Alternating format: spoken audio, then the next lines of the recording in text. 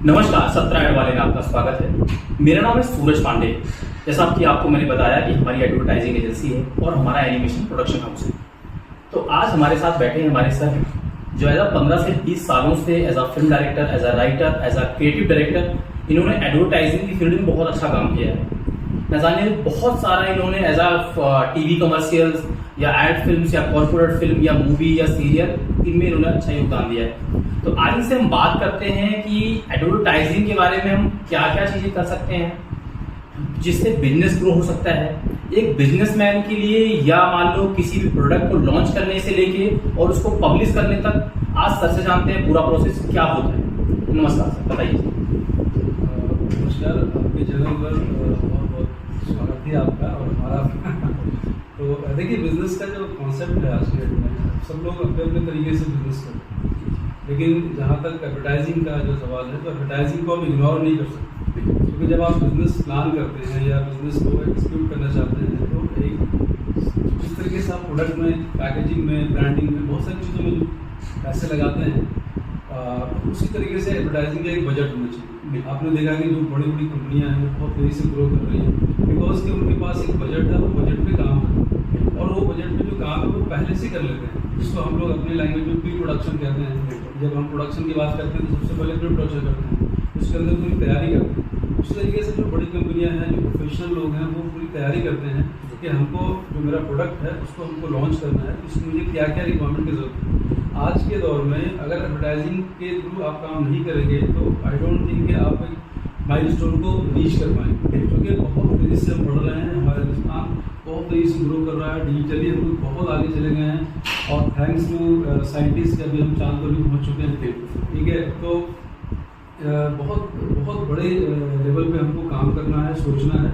उसके लिए एडवर्टाइजिंग का एक बजट ज़रूरी है। तो एडवर्टाइजिंग के बजट में सबसे पहला जो बजट आपको निकालना है वो ये है कि आपका जो टारगेट है, आपका जो प्रोडक्ट है, उसकी जो टारगेट है, उसका जो एरिया है जहाँ पर आप स्टार्ट करना चाहते हैं, उस एरिया को पहले एनालाइज करें, उसको उस पर रिसर्च करें और उसके हिसाब से आप एक बजट रखें कि मुझे एडवर्टाइजिंग में इतना बजट रखना है।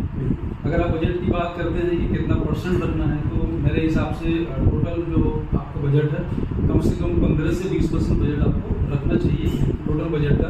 कि अगर आपका 1 लाख का प्रोजेक्ट है तो 15 से 20 हज़ार आप रखिए कि भाई आपको एडवर्टाइजिंग में खर्चा करना है। अगर आप एडवर्टाइजिंग में खर्च नहीं करते हैं तो यू विल लूज समथिंग और आपके रेस में नहीं। अगर रेस में रहना है तो you have to be professional, you have to be thinker, planner and all. क्योंकि आज के डेट में अगर आप सोच रहे हैं कि मैं ग्रो नहीं कर रहा हूँ, तो ग्रो क्यों नहीं कर रहे? उसकी वजह ये है कि आप चेक कीजिए ना, आपने पैकेजिंग में पैसे लगाए, आपने पूरी प्रिंटिंग में, डिज़ाइनिंग में, वट एवर सब जगह पैसे लगाए और आपने टीम खड़ी कर ली, टीम को आपने मार्केट में आपने लॉन्च कर दिया, आपने जो भी BTL एक्टिविटीज़ भी की, लेकिन आप उसको सपोर्ट नहीं कर रहे। क्योंकि एडवर्टाइजिंग क्या है, मार्केटिंग का सपोर्ट है। तो अगर आप सपोर्ट नहीं देंगे तो कैसे लड़के उसको जाके लड़कों को कन्विंस करेंगे? हम ही आपके पास आ रहे हैं, ऐड बनाने के लिए आ रहे हैं, आप मेरे पास आ रहे हैं कि सर ये आइडियाज़ कैसे। तो इन सब चीज़ के लिए एडवर्टाइजिंग का मतलब रोल बहुत बड़ा है और एडवर्टाइजिंग के बिना हम आगे काम नहीं कर सकते। अच्छा सर, एक चीज़ मैं और पूछना चाहूँगा कि जैसे आजकल बहुत सारे बिजनेसमैन हैं, जैसे मैं उनका किसी साइट्स पे देखता हूँ या अमेजोन पे या कहीं भी, उन्होंने मान लो किसी से सलाह लेके उन्होंने वहाँ प्रोडक्ट लिस्ट कर दिया, लेकिन उनका सवाल जो आता है बार बार कि मेरा प्रोडक्ट तो लोग खरीद रहे हैं लेकिन उनका प्रोडक्ट रिफंड आ जा रहा है। जहाँ तक मैंने एनालाइज किया है कि ना तो अच्छा उनका ग्राफिक पोस्ट होता है, वो फ़ोन से खींच के फोटो डाल देते हैं, वो फ़ोन से वीडियो बना के डाल देते हैं। तो सर इसके लिए क्या कहना चाहेंगे कि अगर मतलब जो हम लोग ऐड बनाने वाले हैं, वो लोग कहते हैं हमारा ऐड बनाने की जरूरत ही नहीं है, हम तो फ़ोन से डाल देंगे, हमारा काम सेल हो रहा है, तो वो लॉस भी कर रहे हैं सर। तो उनके लिए आप क्या कहना चाहेंगे सर? देखिए, सबसे पहला जो आपकी ब्रांडिंग की बात है, अगर आज और आप और हम भी मार्केट जाते हैं जी और हज़ारों प्रोडक्ट मार्केट में रखे हुए हैं, तो हम उन्हीं प्रोडक्ट को पिक करते हैं जिसको हम जानते हैं। बिल्कुल, जिसको प्रोडक्ट को हम जानते हैं, जिसकी पैकेजिंग को हम समझते हैं, जिसकी क्वालिटी को हम समझते हैं और जिसके प्राइस को भी हम समझते हैं। बिल्कुल, बेशक वो प्राइस थोड़ा ज़्यादा दिखता है बट वो क्वालिटी वाइज है। इसी तरीके से अगर आप वो इसलिए वहाँ पर वो पहुँचे हैं कि उन्होंने पूरी ब्रांडिंग की, पूरी पैकेजिंग की का एक प्रोफेशनल तरीका है, उसको अपनाया है। अगर हम ये सोचेंगे कि हमने मेरा प्रोडक्ट नहीं जा रहा है या नहीं बिक रहा है, मोबाइल से तो काम चल ही रहा है, ठीक है, मोबाइल से चलेगा, नो प्रॉब्लम, एक सर्टेन स्टेज तक आपको मोबाइल पे काम करेगा और करना भी चाहिए, बिल्कुल। क्योंकि हर जगह बजट नहीं लगाना। लेकिन अगर आपको एक लेवल पे पहुंचना है, अगर आप देख रहे हो कि बड़े ब्रांड वहाँ पहुंचे और मैं नहीं पहुंच रहा हूँ, और आपके पास सारी रिसोर्सेज मौजूद है, you have quality, you have team, you have management, you have money, you have desire to go there, but still you are lacking somewhere, उस कंडीशन में ये करना पड़ेगा कि आपको ब्रांडिंग को अपने तरीके से, क्योंकि आप एडवर्टाइजिंग, अब एक आप सिंपल सा देख लीजिए, 10 सेकंड के ऐड आप ऐसे बना लें और 10 सेकंड के ऐड आप ग्राफिक्स में बना लें, 10 सेकंड आप उसको बना लें।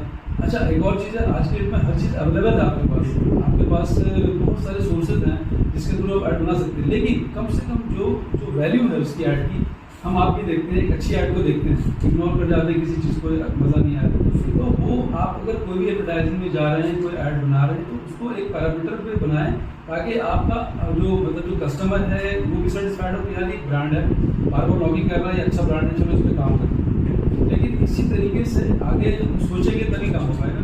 अगर हम सोचेंगे नहीं कि यार चलो ठीक है मोबाइल से शूट कर रहे हैं, तो रिजल्ट तो वैसे ही आने वाला है। सर एक चीज़ मैं और पूछना चाहूँगा, जैसे मान लो कोई छोटा बिजनेसमैन है, मान लो उसने स्टार्टअप किया है, कम उसकी लागत है, मान लो 2 लाख 4 लाख 5 लाख का उसने बिजनेस स्टार्ट किया है, मान लो रीसेलर का या मान लो थर्ड पार्टी मैन्युफैक्चरिंग का या मान लो कोई भी चीज़ है, सर उन्होंने शुरुआत किया, तो उनके लिए आप एडवर्टाइजिंग में आप क्या हेल्प करना चाहेंगे, उनको हम कैसे प्रमोशन दे सकते हैं, या वो अपने प्रोडक्ट को किस किस माध्यम से प्रमोट कर सकें जिनका कि वो और उनका प्रोडक्ट ग्रो करे या उनकी सेल अच्छी हो।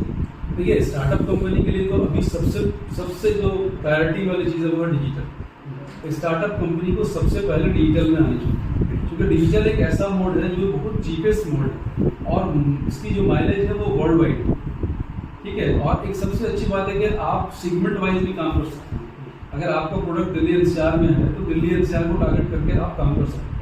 तो डिजिटल में सबसे पहले आप डिजिटल में अपनी वेबसाइट बनाएं, सोशल मीडिया पेज पे वर्क करें, अच्छी क्रिएटिव पोस्ट बनाएं, वही फिर मैटर आता है कि पोस्ट मोबाइल से बनाएं या एक प्रोफेशनल तरीके से बनाएगा, एक पंच लाइन, एक टैग, एक विजुअल, एक अच्छा प्रोफेशनल अगर देता है तो उसकी अपीलिंग जो होती है, एडवर्टाइजिंग की अपीलिंग अच्छी होती है, वो कनेक्ट अच्छा करता है। जब कनेक्ट अच्छा करता है तो ऑडियंस उस पर आता है, उसके टारगेट उस पर आते हैं, जब टारगेट आते हैं तो ऑब्वियसली उसको सेल। तो सबसे पहले स्टार्टअप को यही होना चाहिए कि एक बॉटम लाइन, जिसमें मैंने कहा कि हर चीज़ का एक एडवर्टाइजिंग बजट होना चाहिए। अगर आपका 5 लाख का बजट है तो आपको 50,000 रुपये 1 लाख रुपये एडवर्टाइजिंग में खर्चा करना पड़ेगा, तो उसके लिए आप कोई तैयारी करें तब आप आएँ, ये बहुत ज़रूरी है। और स्टार्टअप के लिए तो डिजिटल इज द बेस्ट। तो जैसा मैंने आपको बताया कि इसे सर अभी इसे सर का कहना भी यही है और मैं भी पहले बोलता हूँ कि जैसे मान लो ये आपका प्रोडक्ट है, ये मान लो आपका कोई भी FMCG प्रोडक्ट है या मान लो फ़ोन है, लेकिन आप भी फ़ोन ला रहे हो। अभी कई लोग बोलते हैं अरे सर ऐसे ही बना दो 1,500 रुपये वाला, या मान लो हमने बना लिया। एक बार क्या होता है वो ऐड बनवा लेते हैं, कोई भी कंपनी से क्या होती है वो एक बार ऐड 500-1,000 रुपये कहीं सोशल मीडिया में देख के वो ऐड बनवा लेती है, और 2-2.5 साल बाद उनको पिच करते हो, उनसे बोलते हो सर आपका ऐड नहीं बना, इसलिए बिजनेस आपका ग्रो नहीं हुआ है। तो वो सर क्या बोलते हैं हमने एक बार ऐड बनवा लिया, तो उनको ये लगता है सर कि एक बार ऐड बनवा लिया और ये पूरी कहानी लिख दी, फिर वो दोबारा कहते हैं हमें ऐड बनवाने की जरूरत नहीं, हमने तो एक्सपीरियंस ले लिया। तो उनको सर ये गलतियां वो क्यों करते हैं, उनको नहीं करना चाहिए। मेरा कहना माना ये है कि देखो सर एक बार ऐड बनाने में तो नहीं होता ना सर, अगर आपको बॉडी बनानी है तो आपको डेली आपको रूटीन से आपको फॉलो करना पड़ेगा, आप एक्सरसाइज करोगे या प्रोटीन खाओगे, एक दिन बनाने से तो नहीं होगा। तो इनके लिए सर आप क्या मैसेज देना चाहेंगे? ये सबसे बड़ा एग्जांपल एडवर्टाइजिंग फील्ड में दुनिया के जो 10-20 बड़े ब्रांड जी, जैसे सबसे बड़ा ब्रांड कोक लीजिए, बिल्कुल पेप्सी लीजिए, एप्पल लीजिए, और मतलब जो बड़े ब्रांड हैं जिसको हम बड़े की बात कर रहे हैं, जो पूरी दुनिया में वर्ल्ड वाइड हर गली में करते हैं। एक सेकंड आप ये सोचिए कि अगर एडवर्टाइजिंग में अगर कोक ऐड ना करे तो क्या कोक नहीं बिकेगा? पेप्सी अगर ऐड नहीं करे तो नहीं बिकेगा। लेकिन वो क्यों हर साल नया ऐड को क्रिएट करता है? बिल्कुल, बिकॉज एक जो ह्यूमन थिंकिंग है कि अगर कोई नई चीज़ होती है ना, नया कॉन्सेप्ट होता है तो उसको आगे देखता है। ठीक है, अगर आपने एक पुराना ऐड कोक का, वॉशिंग पाउडर निर्मा का जो ऐड है, आज भी हम लोगों के दिमाग में वो याद रहता है क्योंकि वो उसी थीम पे काम कर रहा था। लेकिन क्या उसी ऐड को आगे चलाएंगे वो लोग? नहीं, कभी उन्होंने 50 ऐड तक अब तक बना लिए, और उसके बाद चीज़ें हमेशा बदलती रहती हैं, ऑडियंस बदलती रहती है, टारगेट बदलता रहता है, लोग बदलते रहते हैं। आज हम डिजिटल एज में घूम रहे हैं, तो तभी तो हम आज सोशल मीडिया की बात कर रहे हैं। पहले कौन सोशल मीडिया था? तो सिर्फ टेलीविजन था, वो भी टेलीविजन में एक माध्यम था, अब तो 1 लाख माध्यम है। अच्छा, अब एक और माध्यम है कि आप नेशनल जा सकते हो, अगर इंटरनेशनल ब्रांड है तो इंटरनेशनल जा सकते हो, स्टेट में है तो स्टेट जा सकते हो, अगर स्टेट के अलग है तो रीजनल जा सकते हो। तो मतलब you have so many ideas, so many areas to work. तो अब ये बहुत ही अलग सी चीज़ है।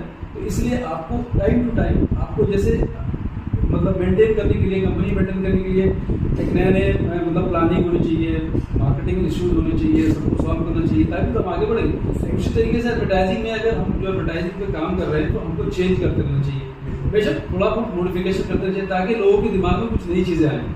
अब रोजाना एक ही शर्ट पहन के आप आओगे तो लोग बोलेंगे आप अच्छा नहीं, ग्रेट बात बढ़िया, लेकिन अगर आप शर्ट को चेंज कर दोगे तो अच्छा ये भी वो भी है। तो कहने का मतलब है कि you just keep your changing और फोकस रहें, प्लानिंग करें, तब चीज़ें आपकी बढ़ जाएंगी। ये बहुत जरूरी है। तो देखा जैसे सर ने आपसे बात किया, हम लोग को ये समझाया कि एडवर्टाइजिंग में बहुत ज़्यादा ध्यान देना होगा और आपको डेली कुछ ना कुछ मार्केट में लाना होगा जिससे आपका प्रोडक्ट ग्रो। तो ठीक है, धन्यवाद, मिलते हैं आपको नेक्स्ट वीडियो में। सर फिर दोबारा आएंगे और फिर नए टॉपिक पे हम बात करेंगे। तब तक के लिए धन्यवाद।